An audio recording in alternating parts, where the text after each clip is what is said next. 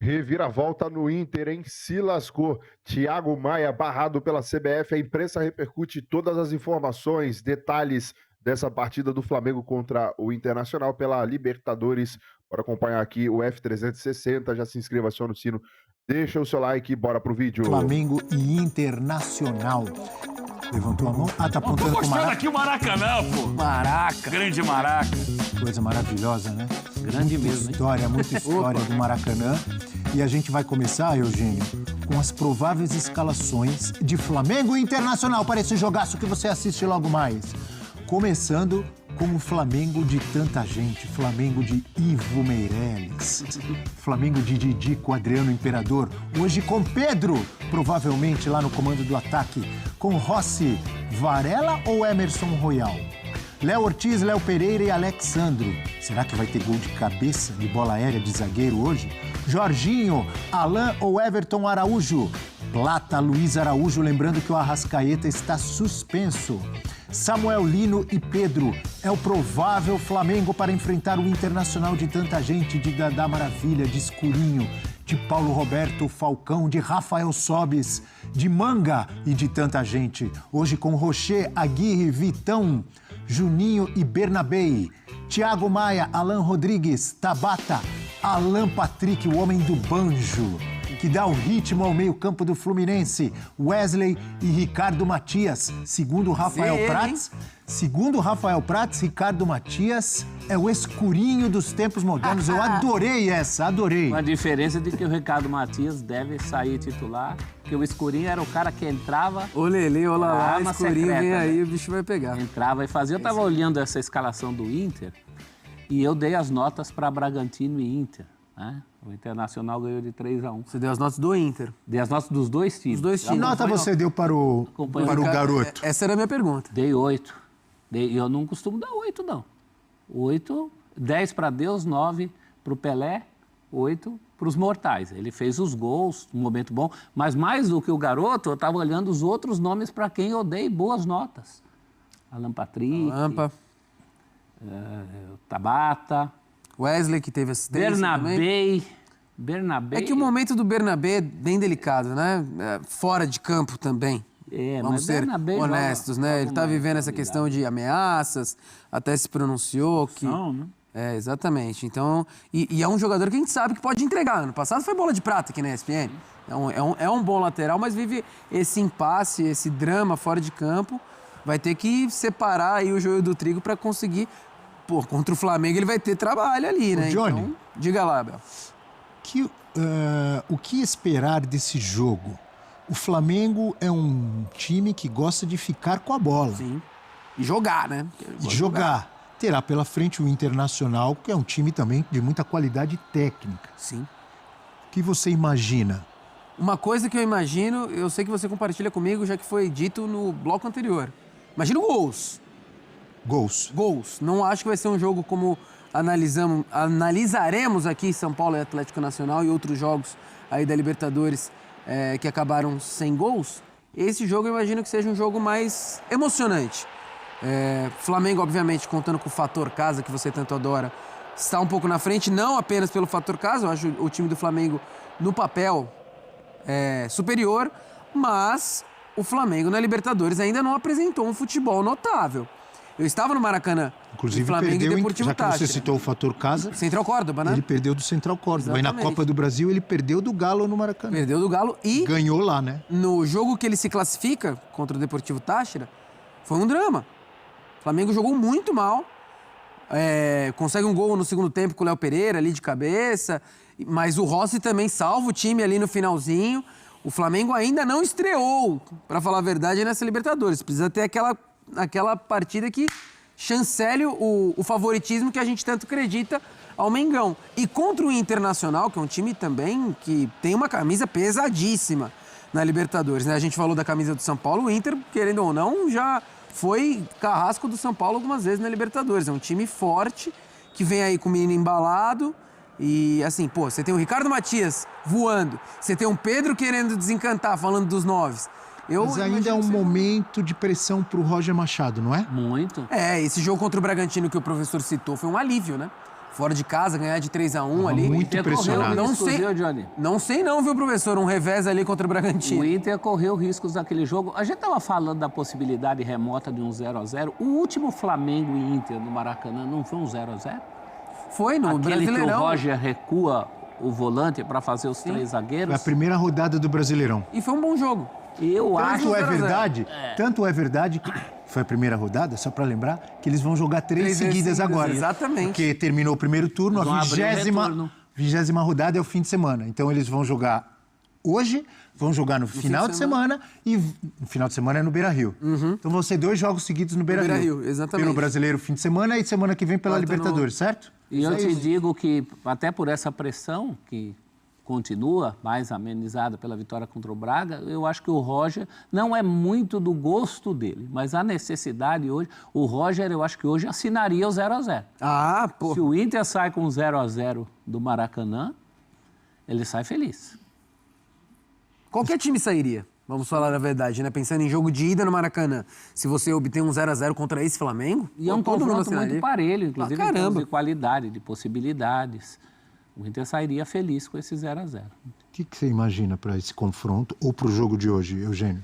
Eu imagino isso que o professor colocou, lembrando o jogo do Campeonato Brasileiro. O Flamengo é um time que não abre mão do seu estilo, da sua maneira de jogar, de marcar lá na frente, de recuperar a bola no campo de ataque, de pressionar o adversário com e sem a bola o tempo todo. Não foi 0-0 a primeira rodada. Laura Luzi, colorada Laura Luzi, me lembra. 1-1. Foi 1-1, foi um empate. Lado, Um beijo pra Laura, nossa O parceira. Inter sai na frente e o Flamengo empata, né? Exatamente. Laurinha do Gigantão? Laurinha do Gigantão.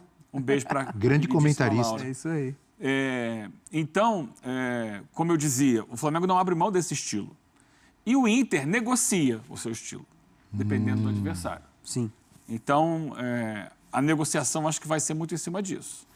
De estar esperando um pouco mais, sem abrir mão de jogar. Não vai abrir mão de jogar. Apostando mais em contra-ataque, o Inter, será? Para sair na boa, para explorar as costas da defesa do Flamengo, que é uma defesa que joga em linha alta. O Flamengo sofre muito poucas finalizações e muito poucos gols. Mas em mata-mata, Abel, você não gosta do que eu vou falar, já falei isso aqui mais uma vez, o cara pode empatar as duas e ganhar nos pênaltis.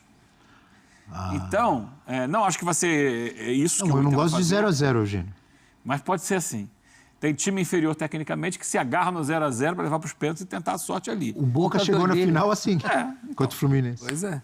Aí, O vários... Paraguai numa Copa América aí também não ganhava de ninguém, indo. Em 14, o... não é o caso do Paraguai, Internacional, o Nacional hein? do Paraguai foi a final do mesmo jeito. Eugênio, não é a característica desse time Não é do a Internacional. característica, eu tô colocando, mas diante das circunstâncias do jogo, não vejo maldade nenhuma em você negociar essa circunstância. Você sabe como foi a chegada do Internacional à Cidade Teve uma Maravilhosa? grande recepção. Imagina Ah, que é? a Laurinha estivesse lá, hein? Segurando lá Verdade. um sinalizador Lá na daqueles. RJ, e né? tal. Pode colocar as Foi imagens, bonito, então. foi Praia bonito. de Copacabana, é isso? Bandeiraço, olha lá. Olha aí Olha que lá, coisa que linda. legal. Ruas de Fogo Colorada. Rua de Fogo Colorada no Rio de Janeiro. Que coisa maravilhosa, hein? Não é, professor? Ah, sem dúvida. Você sabe que eu passei ali no bondinho de Santa Teresa? Quem pega o bondinho de Santa Teresa, à esquerda, tem um boteco colorado, todo colorado. Olha só. Escudão do Inter, da parte de fora, assim, na parede. Um time grande tem torcida em todo lugar, né, Abel? O Inter tem tradição, peso suficiente para fazer isso. Imagina em Porto Alegre o que será. Pois é, estaremos lá na live pré-jogo, hein? Torcida maravilhosa do Internacional também. Claro que vai ser um clima bonito em Porto Alegre e no Rio de Janeiro também, né? Legal quando tem as duas torcidas. Eu falo e alguém ouvindo pode pensar, ué, mas não é normal ter duas torcidas? Deveria ser. Aqui no estado de São Paulo, por exemplo, os clássicos são disputados com apenas a torcida mandante. O que, na minha visão, entristece. Uma tristeza. Tira um pouco do brilho da rivalidade, dos clássicos, mas com tanta violência que já vimos e até mortes, acontece esse tipo de coisa. Olha que festa bonita aí, Eugênio, da torcida Tá colorada. confirmado. Laura estava lá. Lógico que estava lá, né? Ela falou? Falou, mandou aqui. Sim, Eugênio, estava lá. É isso. Eu conheço as pessoas.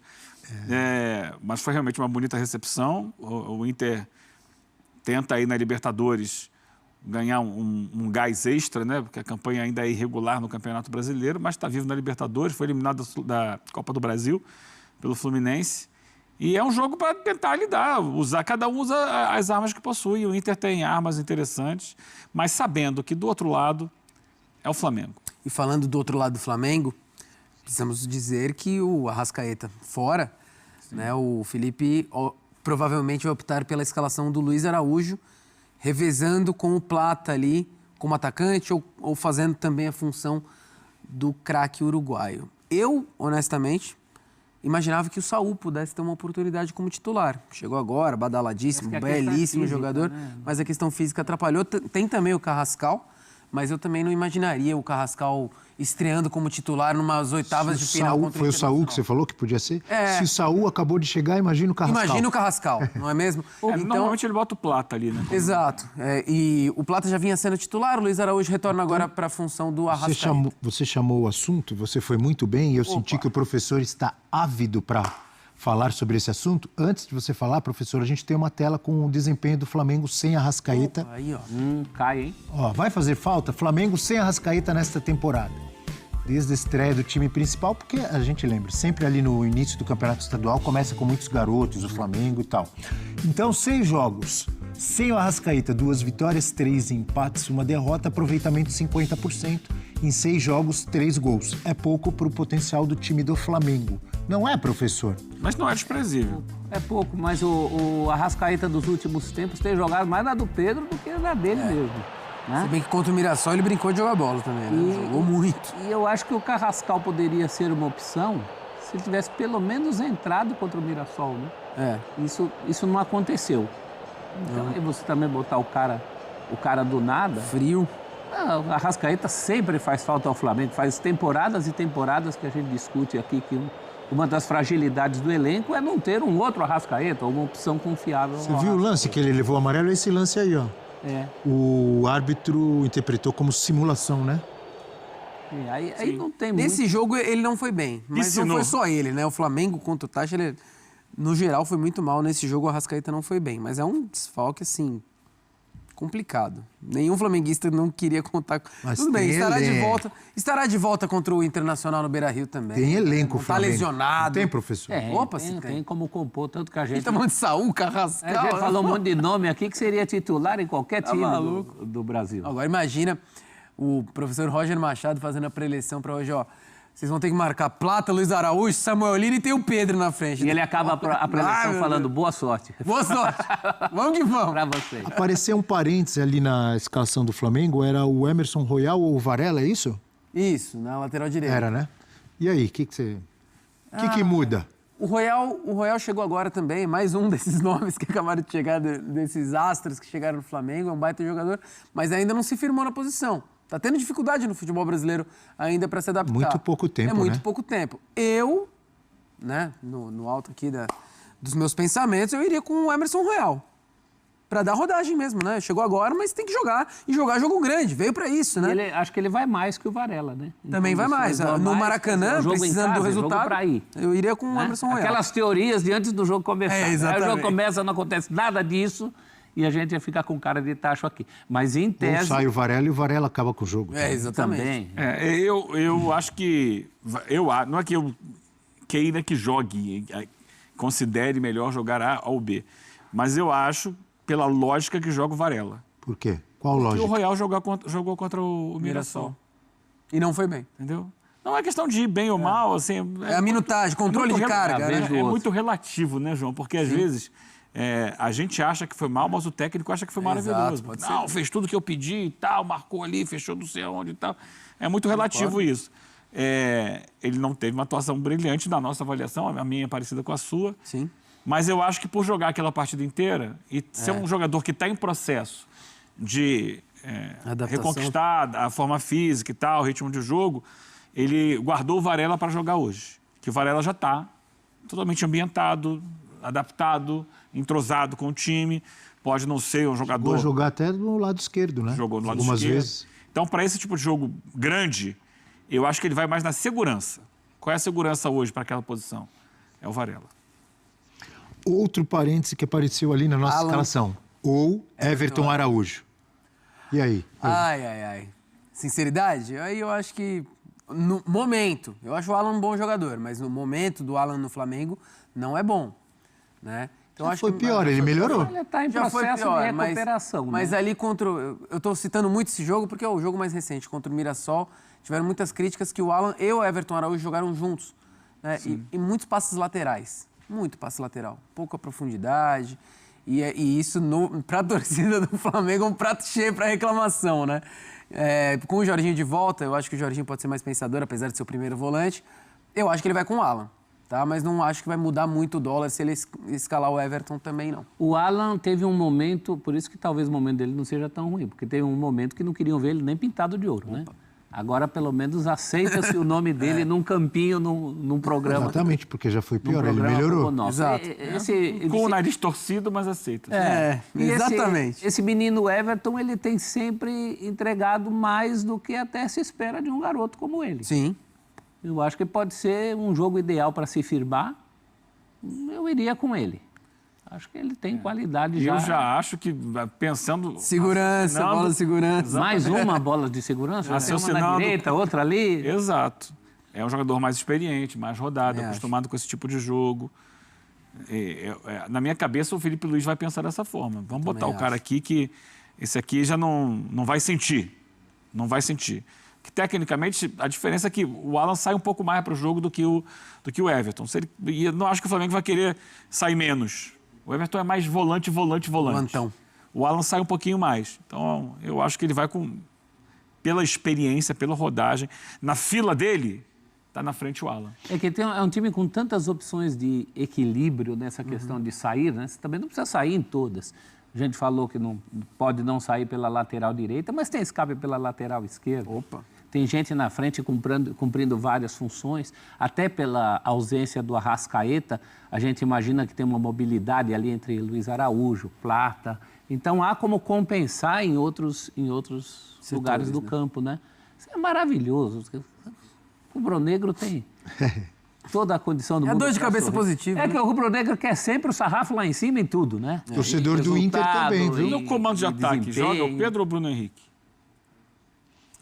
Nosso campinho apareceu o Pedro. O Pedro...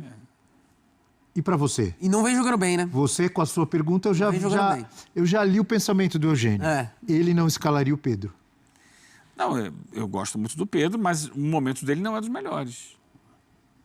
Mas tem Ele chegado... voltou, fez aquele gol no Fluminense, eu me enchi de empolgação aqui. Ô, Pedro mete gol e tal. Depois ele não fez mais nada. Mas deixa eu fazer uma pergunta. A bola tem chegado para ele? Ele tem perdido gols? Não tem chegado com frequência, é verdade, mas... Então, calma. Perguntando aqui se... Calma com a corneta.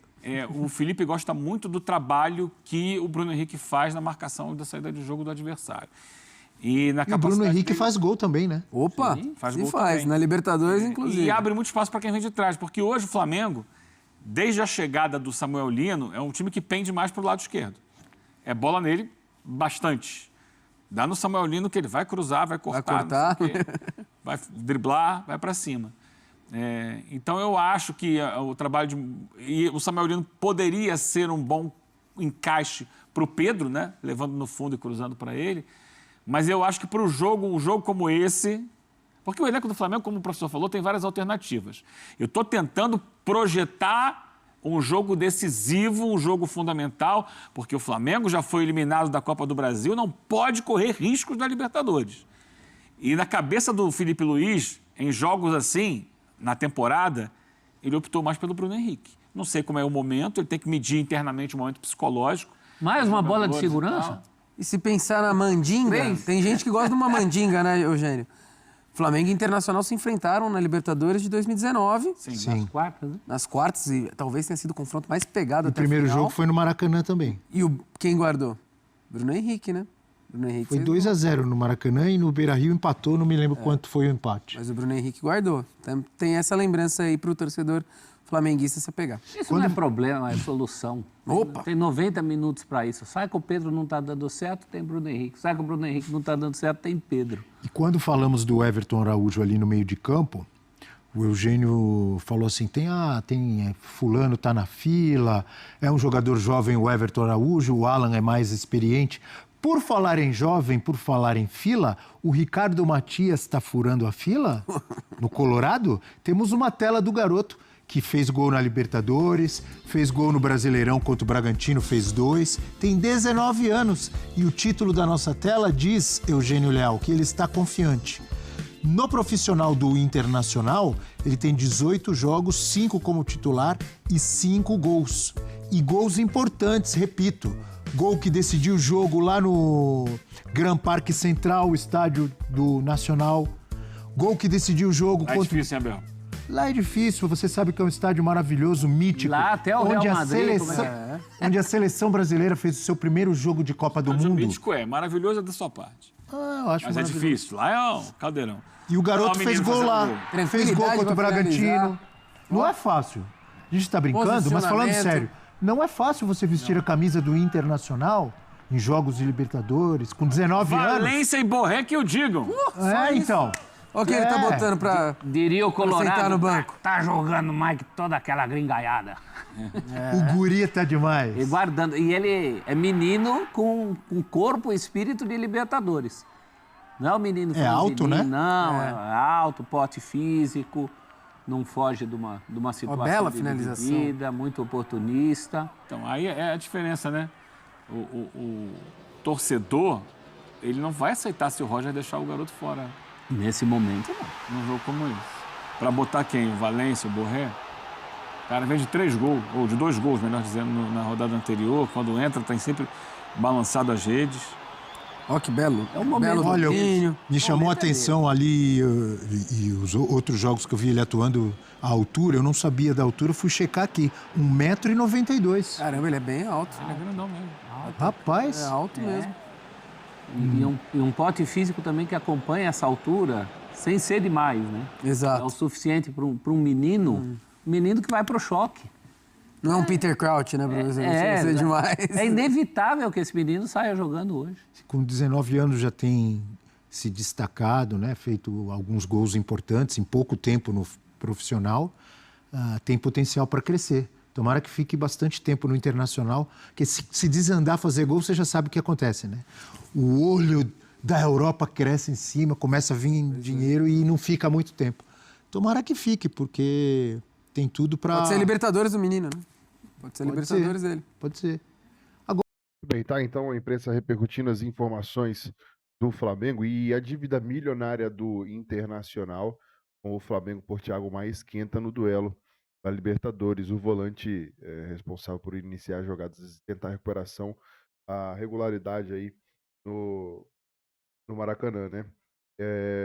O Flamengo Internacional, que se enfrentam nessa quarta-feira, e o camisa 29 foi contratado em março de 2024 por empréstimo.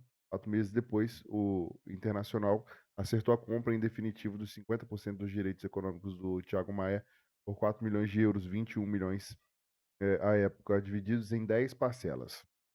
No entanto, o Colorado deixou de pagar 5 parcelas já vencidas, que totalizam aí 1,5 milhão de euros, 8 milhões de reais atualmente, né?